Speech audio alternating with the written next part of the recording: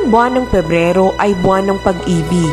Kaya naman tunghayan natin ng isang mapagmahal na asawa at may matibay na debosyon kay Santo Padre Pio.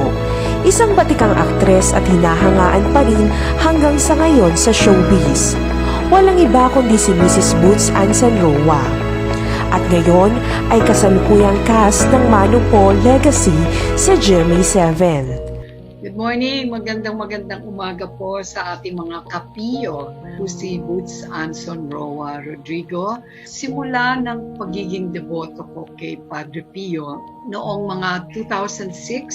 At that time, my late husband, si Pete Roa, ay medyo pabalik-balik na sa ospital noon. He was a stroke patient for 10 years until 1997. During his last year, nagkaroon din siya ng cancer of the stomach, which spread later on to the brains and to the lungs. I had heard a lot about Padre Pio and read some things about him, but it was not until nung nasa ospital kami in one of the hospitalizations of Pete.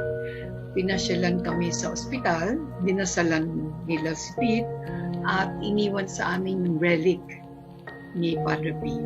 And nung gumaling na si Pete, temporarily gumaling, naaya ko na siyang pumunta sa Padre Pio Shrine, and we had been there a couple of times. Nag-attend kami ng misa at novena. Yun yung simula nun, yun yung core ng devotion namin.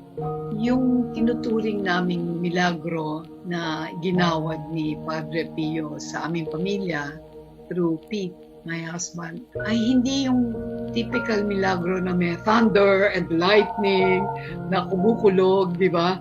Wala, it was a very quiet miracle. It was a miracle of Pete's transcendence of life, kung paano niya nilampasan yung buhay at kung paano siya itinawid mula sa pagiging buhay hanggang siya ay pumasok na sa kaharian ng Panginoon.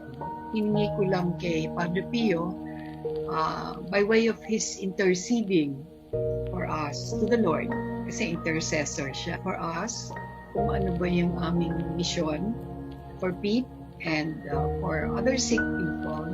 That was all we were asking from Padre Pio. And for Pete in particular, na hindi siya higit pang mahirapan. Kasi dun sa naranasan na niya those 10 years or so, na sana aabot na siya dun sa pinto ni San Pedro. Sana hindi siya masyadong mahirapan. I think the miracle there was, una, nagkaroon ng devotion si Pete kay Padre Pio. Hindi mahilig sa novena, sa devotion niya. He was a practicing Catholic, he was a spiritual person. But by way of novenas, devotions, hindi siya masyadong komportable. Tuwing umaga, pag ini-injection ko siya ng kanyang insulin, binibigyan ko siya ng mga gamot. This was like 5 in the morning. Sinisingit ko na yung devotion kay Padre Pio, yung novena. And nilagyan ko siya ng maliit na statwa ni Padre Pio sa kanyang side table. His end was not too far off. Lumapit siya sa Panginoon, and Padre Pio was one of his intercessors. Finally, ang hingi ko lang sa Diyos, huwag niyo lang siyang pahirapan. Let it not be a turbulent death. Let it not be a death na talagang makucrucify siya with pain. Kasi 3 days before Pete died, naranasan na niya yung nag-convulsion. Tapos yung struggle sa paghinga, namula yung mata, naghahabol ng hininga. We thought he was going to die at that time. So we were advised na, sige, ilagay nyo na sa life support. We were hoping we wouldn't have to do that. Kasi mahirap pag nilagay mo sa life support, at some point, somebody from the family will have to pull out the plug kung kailangan. We told the Lord and we asked Padre Pio to intercede for us. Kayo na po ang bahala. Sana hindi po dumating sa sitwasyon or pagkakataon na kailangan tanggalin yung plug na yun.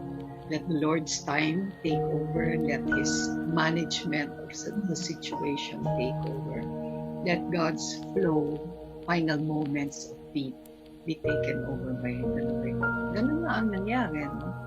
That was 3 days before he died, na ilagay yung life support na yon. And on the day of his death, at noontime, yung dalawa ni Pete nag-uusap, and I told him, let us offer your life up to the Lord.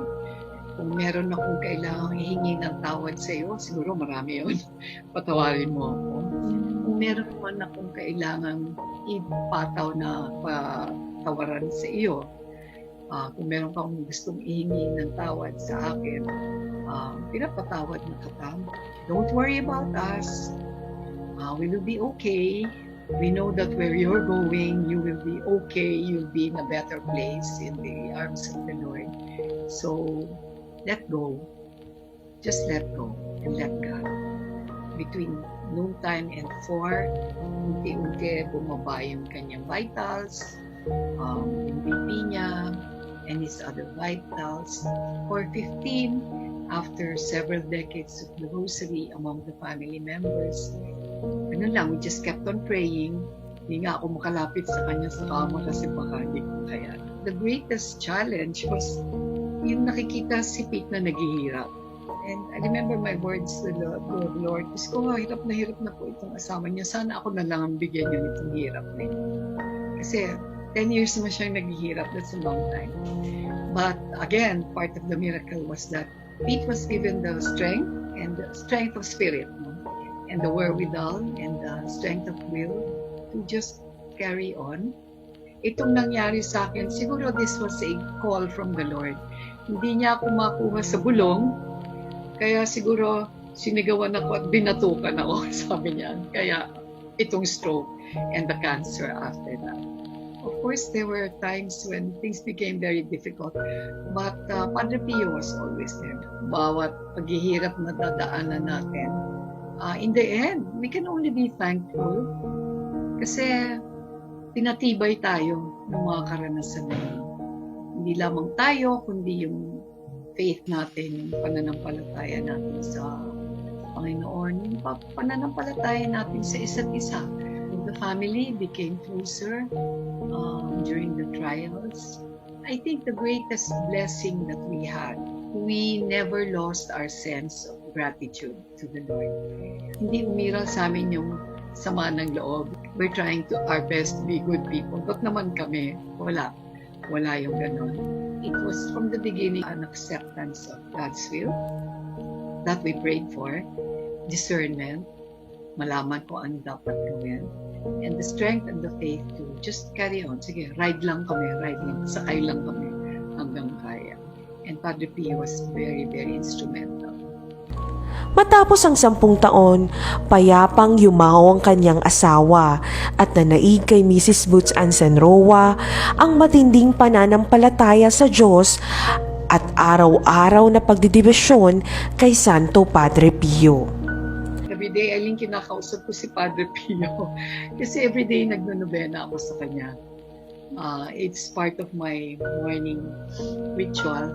Everyday, I just thank Him for interceding unang-una to the Lord for us because He's our intercessor. Naaayon ko sa kalooban ng Panginoon. Mas constant ako, mas consistent ako. My mindfulness about Padre Pio's existence and his health has grown through the years. And despite maraming distractions, despite maraming pinagkakamalahan, hindi nawawala talaga yung Padre Pio help, Padre Pio tulong. Tapos yung novena everyday, it just keeps in touch with Him. Sustain, if not make stronger our existing devotion to God. Naging instrumento rin si Mrs.Boots Anson upang mapalawig ang debosyon kay Santo Padre Pio. Nakapag-produce din siya ng isang dokumentaryo na nagpunta siya sa San Giovanni Rotondo, Italy, na pinamagatang Into the Lights, A Story of Faith, Healing, and Answered Prayer.